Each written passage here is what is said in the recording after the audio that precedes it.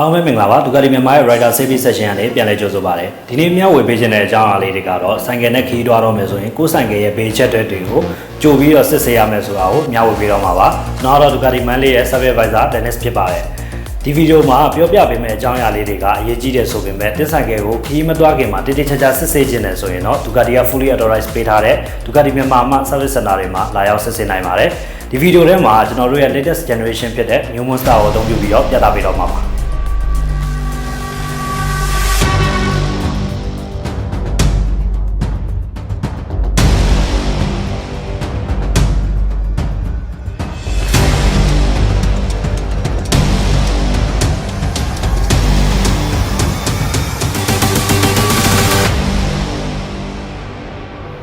ကဲစရအောင်ပထမဆုံးအကြမ်းပြင်းအနေနဲ့ဆိုင်ကယ်ကိုတစ်ပတ်ပတ်ကြည့်လိုက်ပါကြံကင်းပေါ်မှာစီကျထားတာရှိမရှိစစ်ဆေးပေးပါတကယ်လို့တင်းဆိုင်ကယ်အောင်မှာစီကွက်တွေ့ရဆိုရင်တော့ကြားရနေအောင်ကြည့်လိုက်ပါအကြောင်းရင်းကိုရှာပါပြီးရင်ချက်ချင်းပြုတ်ပြင်လိုက်ပါ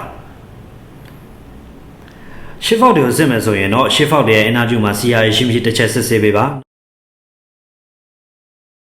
နောက်လျှော့ပါကိုလည်းထုံနည်း၎င်းပဲစစ်လို့ရပါတယ်engine မနိုးခင်အေးနေတဲ့အချိန်မှာ engine oil level ကိုစစ်လို့ရပါတယ် engine oil level ကိုစစ်ချင်တယ်ဆိုရင်တော့ engine ရဲ့ side glass မှာအမှတ်လေး2မှတ်ပါပါတယ် engine oil ရဲ့ level ကအဲ့အမှတ်2မှတ်ရဲ့ကြားထဲမှာရှိနေဖို့လိုအပ်ပါတယ်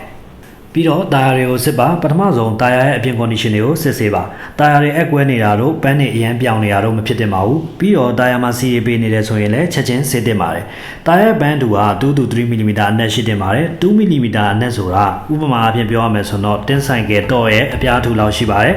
တာယာတွေက2 mm ထူလောက်မှမရှိတော့ဘူးပြီးတော့အပြင်မှာတွေအက်ကွဲနေတယ်ဆိုရင်တော့အန်ရမဖြစ်ခင်အထူးသဖြင့်စိုးစိုးတဲ့လမ်းတွေမှာမစီးရင်တာယာကိုလဲသင့်ပါတယ်တာယာတွေကတက်တန်းက9နှစ်ထိခံပါတယ်9နှစ်ကျော်သွားပြီဆိုတော့တာယာရဲ့ကိုယ်အားတွေမကောင်းတော့တဲ့အတွက်လဲဖို့အကြံပြုလိုပါတယ်နောက်တစ်ခုသတိထားမှာကတာယာရဲ့လေးပေါင်းချိန်မှာတာယာလေးပေါင်းချိန်တွေကို bike model တွေအမျိုးအစားတွေပေါ်မှာမူတည်ပြီးတော့လေးပေါင်းချိန်က 32 psi ကနေ 42 psi ကြားထဲမှာထားရပါတယ်ဆိုင်ကယ်ကို rider တယောက်တည်းစီးရဆိုရင်ဘယ်လောက်ထားရမလဲ passenger တွေ luggage တွေပါတယ်ဆိုရင်ဘယ်လောက်ထားရမလဲဆိုတာကိုတော့ owner manual book ထဲမှာအတိအကျဖော်ပြထားပါတယ်တာလေးပေါင်းချိန်တွေကိုတတ်မှတ်ထားရတဲ့အများကြီးလဲပို့မထိုးတင်လို့ရော့ပြီးတော့လဲပို့ပြီးတော့ထိုးလို့မရပါဘူး။ဘာလို့လဲဆိုတော့တာယာတက်တန်းကိုထိခိုက်စေနိုင်တယ်လို့စီစားနှုတ်တာယာကုတ်အားတွေကိုလည်းထိခိုက်စေနိုင်ပါတယ်။အထူးသဖြင့် brake off လိုက်တဲ့အခါမှာ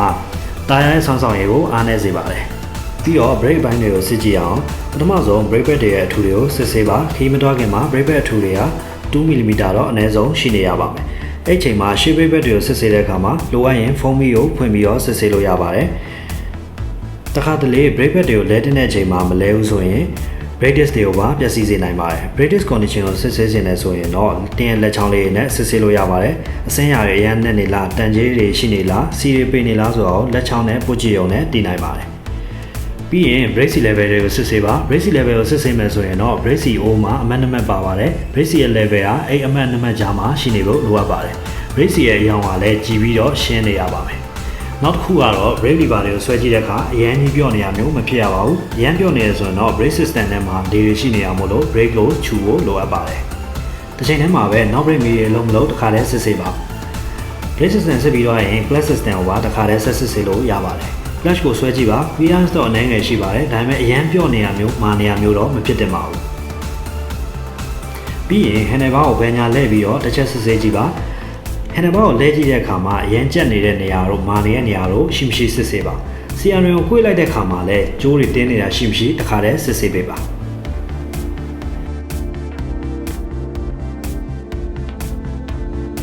ပြီးရင်မီးတွေကိုစစ်ပါမီးကြီးမီးဒေး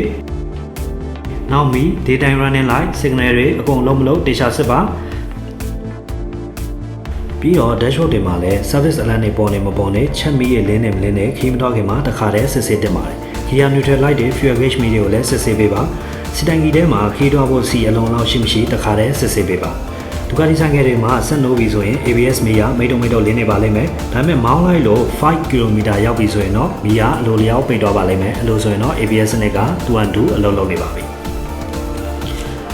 နောက်တစ်ခုစစ်ဆေးဖို့လိုတာကတော့ဆိုင်ကယ်ရဲ့ final drive system ကိုစစ်ဆေးဖို့လိုပါတယ် final drive စနစ်မှာ belt drive ဆိုရင်တော့ဆိုင်ကယ်ရဲ့ဘက်ဂျိုးကိုနည်းငယ်လဲကြည့်ပြီးတော့အက်ကွဲနေတယ်ဆိုရင်တော့ဆိုင်ကယ်ရဲ့ဘက်ဂျိုးတွေကိုလဲပေးရပါမယ် ချိန်တိုက်ဆိုင်ကယ်တွေမှာဆိုရင်တော့ဆိုင်ကယ်ရဲ့ချိန်မှာတန်ကြေးရှိမရှိတခါစစ်ဆေးပေးပါတန်ကြေးရှိနေတယ်ဆိုရင်တော့ brush နဲ့တန်ရှင်းလုပ်ပြီးတော့ချိန်အတွက်တည်တံ့ထုတ်လုပ်ထားပေးတဲ့ချိန်စီကိုဖြန်းပေးရပါမယ်ချိန်စီကိုမဖြန်းပေးဘဲနဲ့ engine oil အဟောင်းတွေကိုပဲဖြန်းထည့်ထားမယ်ဆိုရင် speed တစ်ခုရောက်တာနဲ့စီရီယာလွင့်ထွက်သွားမှာမို့လို့ချိန်ကိုကာကွယ်ပေးနိုင်မှာမဟုတ်ပါဘူးဆိုင်ကယ်ရဲ့ချိန်တန်ရှင်းတွေက up and down clearance 52mm နဲ့ 52mm အထိဆိုင်ကယ်မျိုးစားပေါ်မှာမူတည်ပြီးတော့ကွဲပြားနိုင်ပါတယ်ဆိုင်ကယ်ချိန်တန်ရှင်းကိုကိုယ်ဆိုင်ကယ် model အတွက်အတိအကျသိချင်တယ်ဆိုတော့ဆိုင်ကယ် owner manual ပုံမှာဖော်ပြထားပါတယ်။ဒါမှမဟုတ်လည်းချိန်ကာဗာပေါ်မှာ sticker နဲ့ကတ်ထားပေးပါတယ်။နောက်ဆုံးအနေနဲ့ခီးမသွားခင်ဆိုင်ကယ်အတွက်ဂွားတွေစုံစုံတစ်ခါလေးစစ်ဆေးဖို့လိုအပ်ပါတယ်။ကဲအခုစပြီးဆိုင်ကယ်ဆက်လို့ရပါပြီ။ဒါပေမဲ့ဆက်မလို့ခင်မှာဘက်ထရီတွေအတွက်မှာစရာရှိတာကတော့ဘက်ထရီတွေကိုတခြား view site ပေးဖို့လိုအပ်ပါတယ်။ဆိုင်ကယ်ကိုပုံမှန်အသုံးမပြုဖြစ်ဘူးဆိုရင်ဘက်ထရီမတိန်တာတက်ပေးဖို့လိုအပ်ပါတယ်အထူးသဖြင့်ဆိုင်ကယ်မှာ fault lamp တွေ GPS တွေတက်ထားတယ်ဆိုရင်တော့ဘက်ထရီမတိန်တာကိုမဖြစ်မနေတက်ထားတင်ပါတယ်ဆက်လို့ပြီးရင်စက္ကန့်30လောက်လီဗာအောင်မကစားသေးပဲ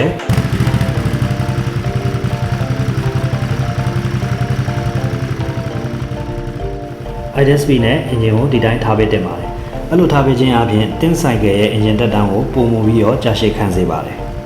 ဒီအချိန်မှာဆိုင်ကယ်ရဲ့ engine ကိုနားထောင်လို့ရပါတယ်။ engine မှာပုံမှန်မဟုတ်တဲ့အတန်တွေဥပမာအားဖြင့် clicking sound တွေ knocking sound တွေမိနေတယ်ဆိုရင်တော့ service center ကိုဆက်သွယ်ပြီးတော့စစ်ဆေးဖို့တင်တော်ပါတယ်။ဟုတ်ကဲ့ကျွန်တော်တို့ဒီနေ့မျှဝေပေးခဲ့တဲ့ခီးမသွားခင်ဆိုင်ကယ်ကြန့်ခိုင်ရေးကိုစစ်ဆေးပေးရမယ့်အချက်လက်တွေကဆိုင်ကယ်ချစ်သူညီကိုတို့အတွက်အသုံးဝင်မယ်လို့မျှော်လင့်ပါတယ်။တင်စီးရဲ့ဆိုင်ကယ်ကြန့်ခိုင်ရေးကောင်းတွေမှာစီးရဲ့ဒူပါအနေကင်းမှာဖြစ်စေတဲ့အတွက်ချိန်ပေးပြီးတော့စစ်ဆေးဖို့တိုက်တွန်းလိုက်ပါရစေ။အားလုံးကျေးဇူးတင်ပါတယ် enjoy your ride